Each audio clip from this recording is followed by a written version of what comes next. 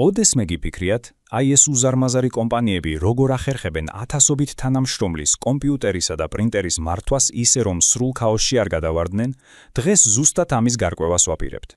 საიდუმლო მეგობრებო, იმალება ერთ ძალიან ძლავრ ციფრულ გეგმაში, რომელსაც Active Directory Domain Services, ანუ მოკლედ ADDS ქვია. მოდით ჩავყვინთოთ და ვნახოთ, რა იმალება ამ სახელის უკან. მოდით ასეთი რამ გავაკეთოთ. წარმოვიდგინოთ, რომ ნულიდან ვაშენებთ კომპანიას. დავარქვათ მას adatum.com. სანამ თანამშრომლებს დავიქირავებთ ან კომპიუტერებს ვიყიდით, პირველ რიგში გვჭირდება ერთი დიდი საერთო ციფრული კონტეინერი, რომელიც მთელ ჩვენს ორგანიზაციას მოიცავს. და აი ამ კონტეინერს, ამ ციფრულ საზღვარს Active Directory-ის ენაზე ტყე forest ეწოდება. კი, არ მოგესმათ, ტყე. ეს არის ჩვენი adatum-ის მთელი ციფრული სამყარო. ყველაფერი, აბსოლუტურად ყველაფერი, რასაც შევქმნით, იარსებებს ამ ტყის შიგნით და სწორედ ის იქნება ჩვენი უსაფრთხოების მთავარი პერიმეტრი.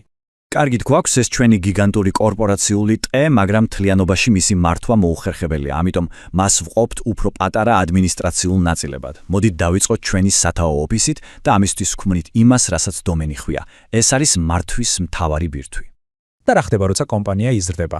ვთქვათ, გავხსენით გაყიდვების დეპარტამენტი და მისთვის ცალკე დომენი გვინდა. Sales adatum.com.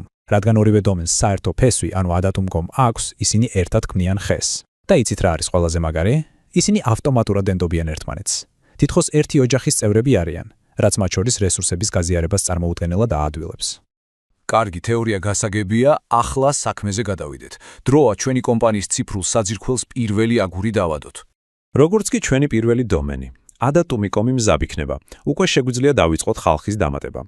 მოდით შევქმნათ ჩვენი პირველი თანამშრომელი, Bet Bergi. სულ რამდენიმე წკაპით, მას უკვე აქვს ოფიციალური ციფრული იდენტობა ჩვენს კომპანიაში. ის სისტემაშია. adatum-ი წარმატებულია და განვაგრძობთ ზრდას. უკვე გვყავს გაყიდვების, IT და მარკეტინგის განყოფილებები, მაგრამ ერთი წამით ხომ არ ვაპირებთ ყველა ახალი თანამშრომლის ანგარიში ერთ დიდ უთავბოლო სიაში ჩავყაროთ? რა თქმა უნდა არა, ჩვენ სტრუქტურა გვჭირდება. და აი სწორედ აქ შემოდის სცენაზე ორგანიზაციული ერთეულები, ანუ OU-ები. წარმოიდგინეთ, რომ ეს არის საქაღალდეები, ოღონდ ბევრად უფრო ჭკვიანი საქაღალდეები. ჩვენ შევქმნით თითო OU-ს თითეული დეპარტამენტისთვის. მაგრამ მათი ნამდვილი ძალა უბრალოდ წესრიგში არაა. აი აქ იწყება ყველაზე საინტერესო. ჩვენ შეგვიძლია მაგალითად უთხრათ გაყიდვების მენეჯერს. შენ შეგიძლია პაროლების შეუცვალო მხოლოდ შენს თანამშრომლებს, მაგრამ IT დეპარტამენტს ვერ შეეხები. ამას ადმინისტრირების დელეგირება ქვია. ან შეგვიძლია უსაფრთხოების სპეციალური წესი მივაბათ IT დეპარტამენტის ყველა კომპიუტერს და მხოლოდ მათ კომპიუტერებს. ეს არის მიზანმიმართული და ზუსტი კონტროლი. აქამდე ყველაფერი, რაც ავაშენეთ, ტყე, დომენები, OU-ები, ეს ყველაფერი იყო ლოგიკური ორგანიზაცია. თითქოს იდეალური სტრუქტურული სხემა დავხაზეთ ფურცელზე, მაგრამ ჩვენი კომპანია ხომ რეალურ სამყაროში არსებობს, არა ფიზიკური ოფისებით და ქსელებით.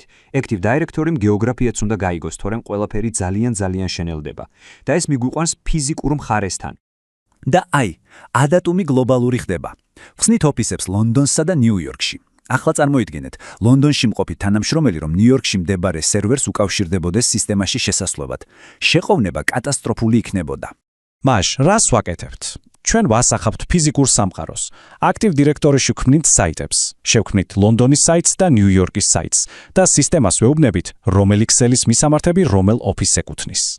და აი აქ ხდება ნამდვილი მაგია. როდესაც ჩვენი ლონდონელი თანამშრომელი კომპიუტერს რთავს, AD საკმარისად ჭკვიანია, რომ თქვას, აჰა, შენ ლონდონში ხარ, მოდი აქვე შენსავე შენობაში მდებარე სერვერთან დაკავშირებ. ის არც კი ცდილობს ოკეანის გაღმა დაკავშირებას.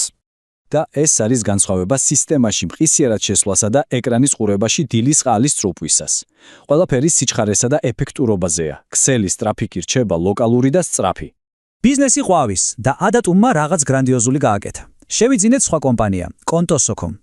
მაგრამ აქ არის ერთი პრობლემა. მათ აქვთ საკუთარი სრულიად დამოუკიდებელი Active Directory ტყე. ეს თითქოს ორი სხვადასხვა ციფრული ქვეყანაა. როგორ უნდა ვაიძულოთ მათი მოქალაქეები ჩვენსას დაელაპარაკონ? პასუხი არის ნდობის ურთიერთობა, ანუ trust relationship. შეგიძლიათ პირდაპირ მნიშვნელობით წარმოიდგინოთ როგორც ციფრული ხელშეკრულება, უსაფრთხო ხელის ჩამორთმევა ჩვენს ორ კომპანიას შორის.